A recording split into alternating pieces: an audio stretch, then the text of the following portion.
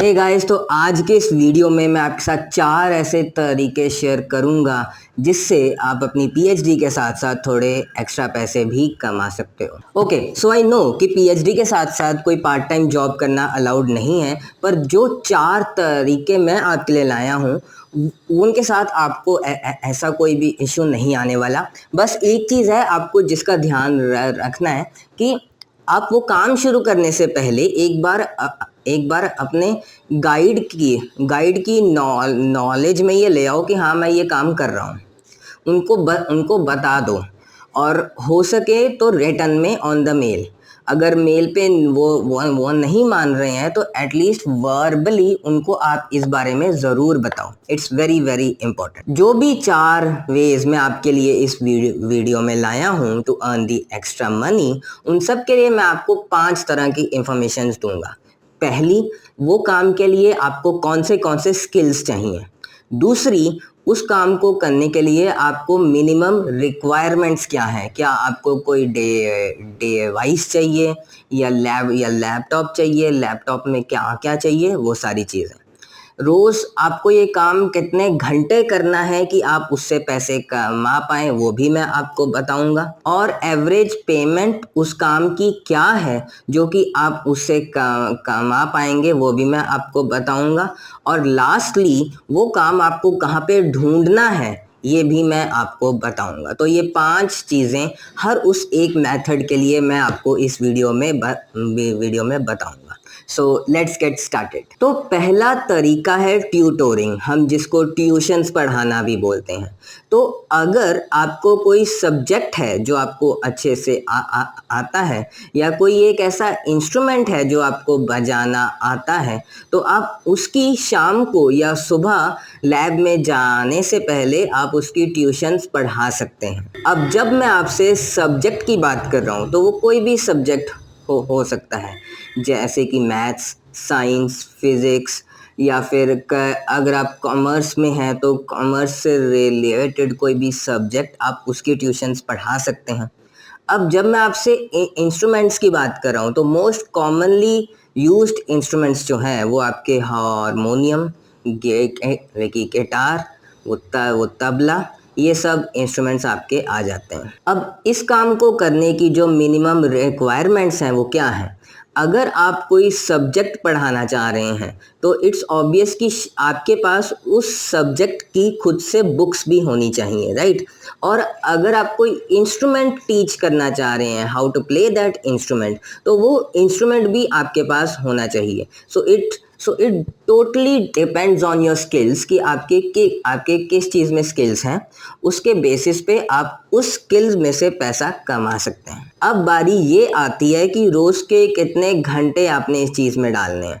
तो आप ये मान लीजिए, शाम को अगर आप ट्यूशन्स पढ़ा रहे हैं, लाइक 1 घंटे की भी आपकी क्लास है, जो कि लाइक 15-20 मिनट प्लस माइनस भी हो जाता है। तो अराउंड 1.5 to 2 आवर्स रोज़ के आपको इस चीज़ में देने होंगे। अब बात आती है कि इस काम की एवरेज पेमेंट क्या है। तो शुरुआत जो सबसे लोएस्ट की बात कर रहा हूँ, अगर आप कोई बहुत ही दूर कहीं पे आपकी पीएचडी है, आपका कॉलेज है, तो आप महीने का 500 रुपये से शुरुआत कर सकते हैं, और it can go up to as much as you want. Like Delhi and all में तो लाइक 2,000 रुपये पर मंथ भी कोई ना कोई चार्ज कर रहा है। So it's totally on how you talk to the parents about your skills, about your fees. अब नेक्स्ट चीज़ है कि आपको ये चीज़ें मिलेंगी कहाँ पे। अब इस चीज़ के लिए आपको आपका नेटवर्क चाहिए। लाइक शाम को लैब से आने के बाद आपके जो भी आसपास के घर हैं या लोग हैं, आप उनसे मिले जुलें, उनसे बात करें। अगर आप किसी सोसाइटी में स्टे कर रहे हैं तो आपकी सोसाइटी का जो सेक्रेटरी है, आप उनसे बात करें। आप उनको बोलें कि हाँ, हम ऐसा कुछ करना चाह रहे हैं, अगर कोई भी हुआ तो आप हमें ज़रूर बताएं। इस काम में सबसे इम्पॉर्टेंट चीज़ जो है वो है ट्रस्ट। जो भी पेरेंट अपना बच्चा आपके पास भेज रहा है, उनको आप पर भरोसा होना चाहिए। तो आपका बिहेवियर आपके आसपास उस तरह का होना चाहिए कि लोग आप पर भरोसा करें और आपके पास अपने बच्चे को भेजें, कि ताकि उनको ट्यूशन पढ़ा के आप थोड़ी एक्स्ट्रा मनी की कलेक्ट कर पाए। नेक्स्ट स्टेप पे जाने से पहले एक बहुत ही इम्पोर्टेंट चीज़, आप अगर मेरे दिए हुए कोई भी मेथड को यूज़ कर रहे हैं तो इट्स वेरी वेरी इम्पॉर्टेंट कि आप अपने गाइड को इसके बारे में ज़रूर बताएं, सो दैट कल को अगर कोई भी इशू आता है तो आपके गाइड को मालूम होना चाहिए कि आप क्या कर रहे थे। अब जैसे बहुत से लोगों का स्टाइपेंड टाइम पे नहीं आ रहा है, तो I am very very sure कि आपके गाइड भी आपकी प्रॉब्लम को समझेंगे और आपका इसमें साथ देंगे। अगर आपके गाइड आपको साफ ना कह रहे हैं कि ये काम मत करो, तो प्लीज़ इस काम को मत करना, नहीं तो आपको कल को प्रॉब्लम आ सकती है। दूसरा तरीका है providing services to the college. अब इसमें दो तरह की सर्विसेज आ जाती हैं। पहला है admission service to the college. हर कॉलेज में जहाँ भी स्मॉल लेवल के कोर्सेज हो रहे हैं लाइक बीटेक, बीसीए, बीएससी, उनको हमेशा अपने नेक्स्ट बैच के लिए एडमिशन्स चाहिए होती हैं। तो आप अपने कॉलेज के एडमिशन सेल से अगर बात करेंगे कि अगर आप उस कॉलेज के लिए एडमिशन्स लाएं तो हर एडमिशन पे वो कुछ ना कुछ अमाउंट आपको देंगे। तो ये भी एक तरीका है जिससे कि आप एक्स्ट्रा पैसे कमा सकते हैं। अब इस काम के लिए जो स्किल्स चाहिए वो है आपके नेटवर्किंग स्किल्स और दूसरा है आपके स्पीकिंग स्किल्स। आपको आपके मोहल्ले के जो यंगस्टर्स हैं उनसे बात करनी है, उनको इस चीज़ के लिए इनकरेज करना है कि वो आपके कॉलेज में एडमिशन लें। आपको आपके कॉलेज के फ़ायदे उनको बताने हैं कि क्या क्या फ़ायदा हो पाएगा, और ऐसे ही आप उनको ले आ पाएंगे और फाइनली हर एक एडमिशन पे आपको कुछ ना कुछ अमाउंट मिलेगी। अब इस काम के लिए जो मिनिमम रिक्वायरमेंट्स हैं वो वैसे जो मैंने आपको कहा कि आपकी नेटवर्किंग स्किल्स, आपकी स्पीकिंग स्किल्स, आपके सामने वाले को कन्विंस करने की स्किल्स। तो आपको बस वो बच्चे ढूंढने हैं जो शायद आपके कॉलेज में एडमिशन लेने में इंटरेस्टेड हो और उनका एक हेल्पिंग हैंड बनना है। अब बात आती है कि where to find this kind of job. ये वाली जॉब के लिए आपको आपके कॉलेज के एडमिशन सेल में पहले बात करनी होगी कि हाँ, अगर मैं ऐसे ढूंढ के लाऊंगा तो आप मुझे हर एक एडमिशन का क्या पे करेंगे। तो वहाँ पर आपको जाकर बात करनी होगी। अब अगर आप एक नेशनल फंडेड कॉलेज में स्टडी कर रहे हैं जहाँ पे उनको फ़र्क नहीं पड़ता कि इस साल कितनी एडमिशन्स हुई या फिर कितनी नहीं हुई, तो इन दैट केस आपके आसपास कोई ना कोई ऐसा आईलेट्स का इंस्टीट्यूट या ऐसा कुछ ना कुछ होएगा जिनको ऑब्वियसली इस चीज़ से फ़र्क पड़ता है कि कितनी एडमिशन्स आई। अब वहाँ पर जाकर उनसे भी बात कर सकते हैं, तो ये भी आपका एक सोर्स बन सकता है। दूसरी चीज़ जो मैंने कहा providing admission services to college, वहाँ पर आता है कि acting as an invigilator during your NET exam.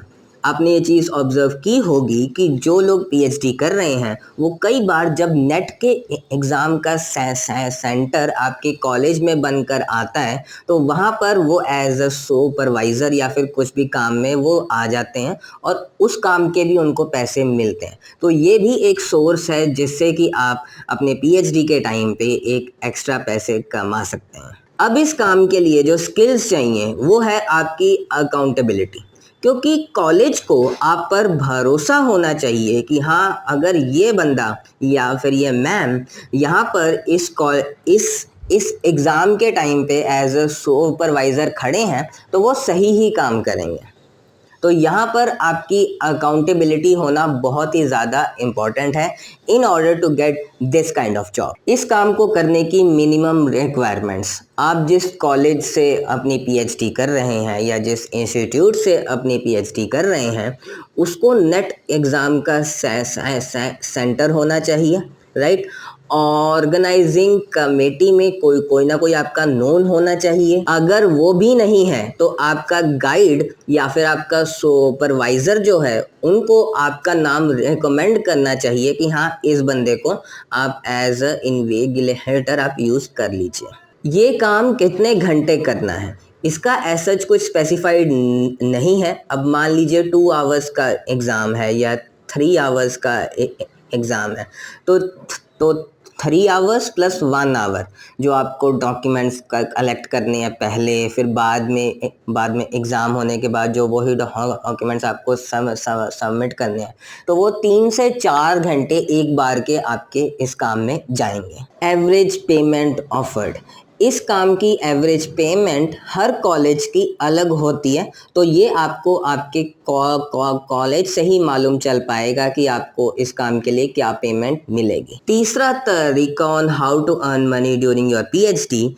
वो है कंसल्टिंग और प्रूफ रीडिंग। तो क्या होता है कि जैसे आपने अपना एक्सपेरिमेंट अच्छे से डिज़ाइन किया, आपको रिसर्च आर्टिकल लिखना अच्छे से आता है, तो इन दैट केस आपकी लैब में या आपके ही इंस्टीट्यूट में जो और कोई लैब्स हैं वहाँ पर आप किसी और की हेल्प कर पाएंगे in order to design their experiments, to collect their data और you can check their articles कि हाँ तुमने जो लिख लिया है वो ठीक भी है या नहीं, क्या उसमें कुछ गलती तो नहीं। बट यहाँ पर प्लीज़ मेक श्योर कि आप किसी और का रिसर्च आर्टिकल मत लिखें, क्योंकि उससे क्या होगा, हाँ फाइन आप किसी और के लिए आर्टिकल लिख के उनसे पैसे तो ले लेंगे, इट्स फाइन, पर सामने वाले की लाइफ ख़राब हो जाएगी, क्योंकि उसको तो वो स्किल नहीं आया ना, फिर उसका तो लॉस ही है ना अल्टीमेटली। तो ऐसा चीज़ मत करें, क्योंकि वो एथिकली भी ठीक नहीं है।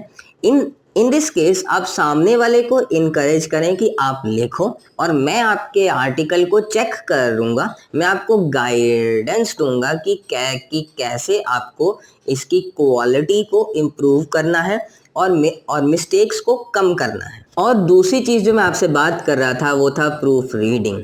अगर आपकी इंग्लिश अच्छी है तो आप दूसरों के आर्टिकल्स को चेक करें, उनकी इंग्लिश ठीक करें, उनकी इंग्लिश को इम्प्रूव करें, और इस सब कामों के लिए आप अपने उस फ्रेंड से एक पैसे भी चार्ज कर सकते हैं। अब इस काम के लिए मिनिमम रिक्वायरमेंट्स क्या है? जो काम सामने वाला चाह रहा है आपका उसी काम में स्किल होना चाहिए, आपकी नेटवर्किंग स्किल्स होनी चाहिए, जैसे कि लोगों को मालूम पड़े कि हाँ ये बंदा औरों की हेल्प करता है, और आपकी नेगोशिएशन स्किल्स होनी चाहिए, जिससे कि क्योंकि सामने वाला हमेशा आपसे फ्री में ही काम करवाना चाहेगा, पर आप ये काम जो है वो पैसों के लिए कर रहे हैं, तो आपको फ्री में नहीं मानना है, आपको उनसे कुछ ना कुछ चार्जेस ज़रूर करने हैं। नंबर ऑफ आवर्स नीडेड, अब ये चीज़ जो है वो टाइप ऑफ द वर्क पर है कि किस तरह का काम है। अगर एक 5-6 पेज का आर्टिकल है, आपको उसको चेक करना है, तो लाइक 2 से 3 आवर्स में आप इस काम को कर लेंगे। अगर बहुत बड़ा काम है तो it might take a longer time, अगर बहुत ही स्मॉल काम है तो कम टाइम में भी हो पाएगा। तो it's totally dependent on the kind of work that you are doing. Average payment offered, शुरू में हर कोई यही ट्राई करेगा कि आपसे कम से कम में काम हो जाए, बट ये यहाँ पर आपके स्किल्स हैं कि आप कैसे सामने वाले से एक हायर अमाउंट चार्ज कर सकते हैं। सो it's totally on your skills. Next step पर जाने से पहले, नेक्स्ट वे पर जाने से पहले मैं फिर से आपसे ये बात शेयर करना चाह रहा हूँ कि आप जो भी करें अपने गाइड की मंजूरी से करें, उनकी परमिशन के बिना कुछ भी मत करें, क्योंकि अगर कल को इशू आया, आपके गाइड को ना मालूम हुआ, तो वो फिर आपका साथ भी नहीं देंगे। ओके, तो फोर्थ काम जिससे आप एक एक्स्ट्रा पैसे कमा पाएंगे ड्यूरिंग योर पीएचडी वो है फ्रीलांसिंग वर्क। फ्रीलांसिंग का मतलब क्या होता है कि आपके पास कुछ स्किल्स हैं, जिन स्किल्स को यूज़ करके आप कुछ काम कर पाएंगे, और वो सामने वाला किसी को चाहिए और वो आपसे वही काम करवाने के आपको पैसे देगा। इसको बोलते हैं फ्रीलांसिंग। अब फ्रीलांसिंग स्किल्स के लिए इट्स वेरी इंपॉर्टेंट कि आपको पहले ये आइडेंटिफाई करना है कि आपके अंदर कौन से ऐसे स्किल्स हैं जिनको आप मोनेटाइज कर पाएंगे। Most of the freelancing works की कॉमन कैरेक्टरिस्टिक्स होती हैं, तो वो सारी मैं आपको शुरू में ना बता दूंगा और फिर हम उसको इन डेप्थ समझेंगे। सबसे पहले नंबर ऑफ आवर्स। शुरू शुरू में जब आपने काम शुरू ही किया है तो हो सकता है कि कोई भी एक काम करने के लिए आपको ज़्यादा टाइम जाए, बट एक सर्टेन टाइम के बाद जब आपकी स्पीड बन जाएगी, आपका हाथ बैठ जाएगा, तो हो सकता है एक दिन में ही आप एक काम को ख़त्म कर लें। एवरेज पेमेंट, तो जब आप शुरू में काम कर रहे हैं तो ऑब्वियसली आपकी पेमेंट लो होगी। बहुत सारी फ्रीलांसिंग वेबसाइट्स हैं, नाम यहाँ पे साइट पे आपको शो हो रहा होगा। जो इनिशियल पेमेंट वहाँ पे शुरू होती है वो 340 रुपीज़ से शुरू होती है, बट जैसे जैसे आप काम करते रहेंगे, आपके रेटिंग स्टार्स बनते रहेंगे, तो आप ज़्यादा अमाउंट भी चार्ज कर सकते हैं। अब जैसे मैंने आपको बोला कि फ्रीलांसिंग वर्क जो है वो टोटली आपके स्किल्स पर है, तो अब देखते हैं कि किस तरह के स्किल पे आप कैसा काम कर सकते हैं। अगर आपकी इंग्लिश अच्छी है तो आप एक प्रूफ रीडर, राइटर या फिर एक एडिटर की तरह काम कर सकते हैं। और इस काम को करने की बेसिक रिक्वायरमेंट्स जो हैं वो एक आपकी बेसिक नॉलेज और इंटरनेट। अगर आप में आर्टिस्टिक स्किल्स हैं तो आप एक ग्राफिक डिज़ाइनर की तरह भी काम कर सकते हैं।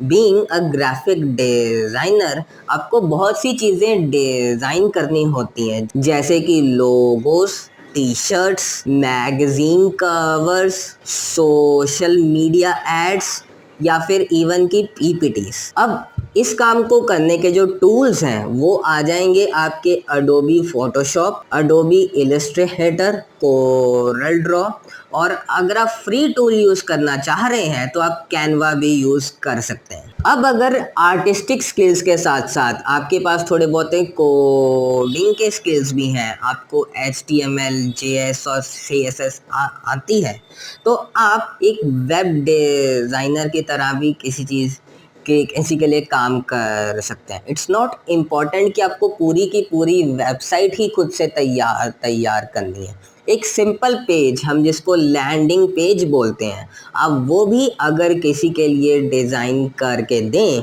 तो वहाँ से भी आपको कुछ ना कुछ अर्निंग हो सकती है। अब अगर आपके पास कुछ फोटोग्राफी के स्किल्स हैं और आपके पास खुद का DSLR भी है, तो आप किसी लोकल शॉप के लिए एक पार्ट टाइम फोटोग्राफर की तरह भी काम कर सकते हैं।